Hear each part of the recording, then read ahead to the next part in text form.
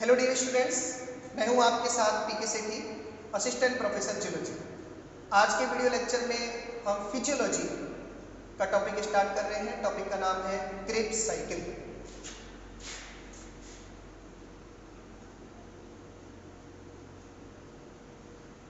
Krebs चक्र। देखिए, Krebs चक्र से पहले हम फिजियोलॉजी की वीडियो में ग्लाइकोलाइसिस साइकिल के बारे में पढ़ चुके हैं और हमारा जो टॉपिक है ये कार्बोहाइड्रेट के ऑक्सीडेशन से रिलेटेड है। उस के अंतर्गत हमने पहले तो ग्लाइकोलाइसिस साइकिल को पढ़ा था, जिसमें हमने बताया था कि ग्लाइकोलाइसिस में क्या होता है, जो ग्लूकोज शर्करा है, शुगर है, वो ऑक्सीजन की अनुपस्थिति में पायरुविक एसिड के दो मॉलिक्यूल का निर्माण करती है। तो ग्लाइकोलाइसिस से पायरुविक एसिड के जो दो मॉलिक्यूल बनते हैं, वो दोनों मॉलिक्यूल अब माइटोकॉन्ड्रिया में ऑक्सीजन की उपस्थिति में ऑक्सीकृत होकर किस तरीके से एनर्जी प्रोड्यूस करते हैं, उसके बारे में हम क्रेब्स साइकिल के द्वारा आज डिस्कशन करेंगे, उसका वर्णन करेंगे। तो देखिए, हैंस क्रेब नाम के साइंटिस्ट ने इस साइकिल को खोजा था, इसलिए इसे क्रेब्स साइकिल कहते हैं। इस साइकिल को टीसीए साइकिल भी कहा जाता है। TCA, try carboxylic acid cycle भी इसको बोला जाता है। जैसा कि मैंने आपको बताया कि साइकिल माइटोकॉन्ड्रिया में कंप्लीट होता है, उसके मैट्रिक्स वाले भाग में होता है, इसके एंजाइम्स माइटोकॉन्ड्रिया में पाए जाते हैं, ऑक्सीजन की उपस्थिति में कंप्लीट होता है। तो कैसे होता है, चलिए देखिए। हमने उस दिन बात की थी ग्लाइकोलाइसिस में कि ग्लाइकोलाइसिस के एंड में हमें क्या प्राप्त होता है, पायरुविक एसिड। ये पायरुविक एसिड ये पायरुविक एसिड कोएंजाइम ए से क्रिया कोएंजाइम ए से क्रिया करता है और कोएंजाइम ए से क्रिया करके चेंज हो जाता है एसिटाइल कोएंजाइम ए में। एसिटाइल कोएंजाइम ए में चेंज हो जाता है। इस दौरान कुछ घटनाएं होती हैं, कुछ एंजाइमों की जरूरत होती है। वो एंजाइम कौन से हैं, उनमें आते हैं पायरुविक डिहाइड्रोजिनेज, पायरुविक डिहाइड्रोजिनेज। ये एंजाइम है पायरुविक डिहाइड्रोजिनेज, जो काम में आता है। ये मल्टी कॉम्प्लेक्स एंजाइम है, कई कारकों से मिलकर बना होता है। उन कारकों में लिपोइक एसिड है, थायमिन पायरोफॉस्फेट है, मैग्नीशियम आयन है, ये कोएंजाइम ए है ही, ओके, और एनएडी है। इन पांच कारकों से मिलकर ये एंजाइम बनता है, जिसकी उपस्थिति में क्रिया होती है। पायरुविक एसिड किसमें चेंज हो जाता है, एसिटाइल कोएंजाइम ए में। इस दौरान एनएडी से किसका निर्माण होता है, NADH2 का, और NAD से NADH2 का निर्माण होता है और क्या बाहर निकल जाता है, CO2 बाहर निकल जाता है। तो ये पायरुविक एसिड से एसिटाइल कोएंजाइम में बनने की प्रक्रिया है। इसे मध्यस्थ चक्र भी कहा जाता है, क्योंकि एक बीच का स्टेप है। ग्लाइकोलाइसिस और क्रेब्स चक्र के मध्य का स्टेप है। असली क्रेब्स चक्र अब स्टार्ट होगा एसिटाइल कोएंजाइम ए से। तो देखिए क्या होता है, एसिटाइल कोएंजाइम ए जो है, ये एक कंपाउंड जिसका नाम है ऑक्जेलो एसिटिक एसिड, इसके साथ संयुक्त हो जाता है और इसके साथ संयुक्त होकर ये एक और कंपाउंड बनाता है जिसका नाम है सिट्रिक एसिड या साइट्रिक एसिड। तो इसका जो ये पहला कंपाउंड है साइट्रिक एसिड, इसमें 3 कार्बोक्सिलिक एसिड समूह पाए जाते हैं, इसलिए इसे ट्राई कार्बोक्सिलिक एसिड साइकिल बोला जाता है। ठीक है, साइट्रिक एसिड हो गया। सिट्रिक एसिड या साइट्रिक एसिड जो है, ये आगे चलकर सिस एकोनिटिक एसिड में चेंज हो जाता है। सिस एकोनिटिक एसिड आगे चलकर आइसोसिट्रिक एसिड में चेंज हो जाता है। आइसोसिट्रिक एसिड आगे चलकर ऑक्जेलो सक्सिनिक एसिड में चेंज हो जाता है। ऑक्जेलो सक्सिनिक एसिड आगे चलकर अल्फा कीटो ग्लूटेरिक एसिड में चेंज हो जाता है। अल्फा कीटो ग्लूटेरिक एसिड आगे चलकर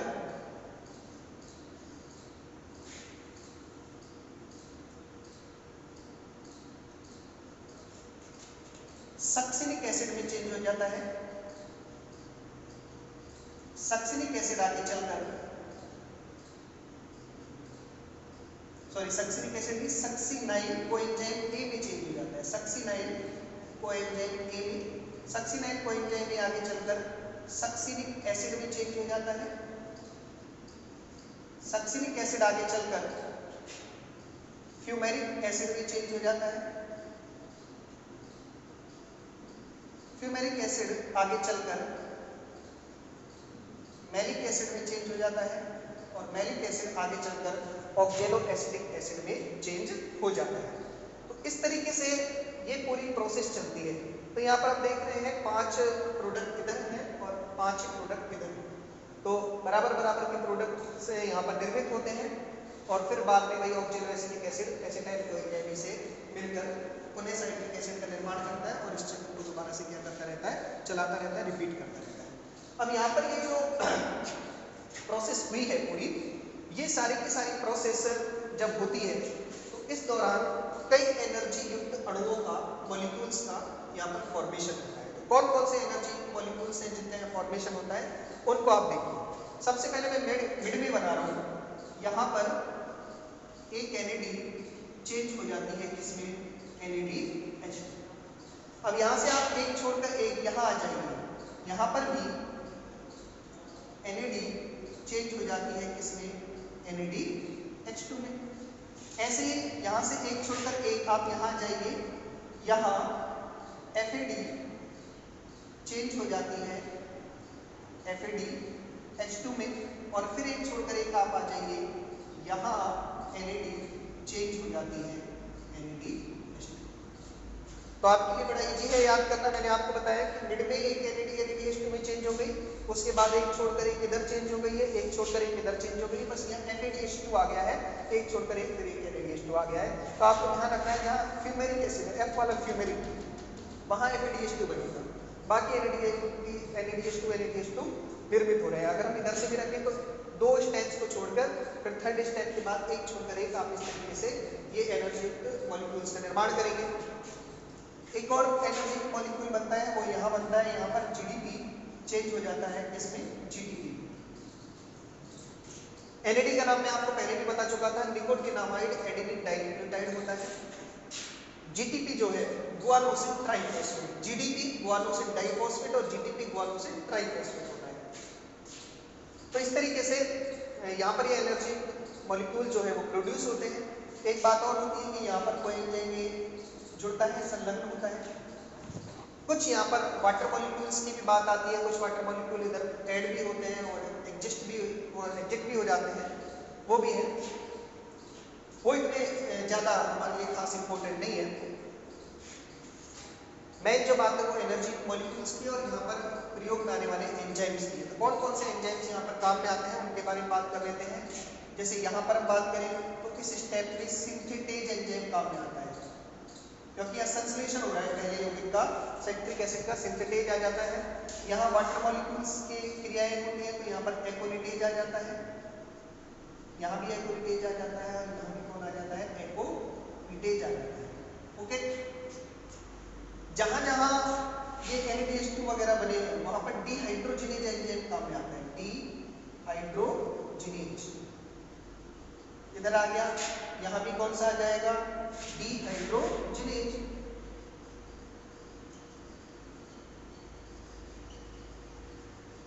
ओके, यहाँ भी कौन सा काम में आ जाएगा, डिहाइड्रोजिनेज। और यहाँ भी कौन सा काम में आ जाएगा, डिहाइड्रोजिनेज। इस तरीके से तो डिहाइड्रोजिनेज यहाँ पर हमने एंजाइम काम में ले लिए।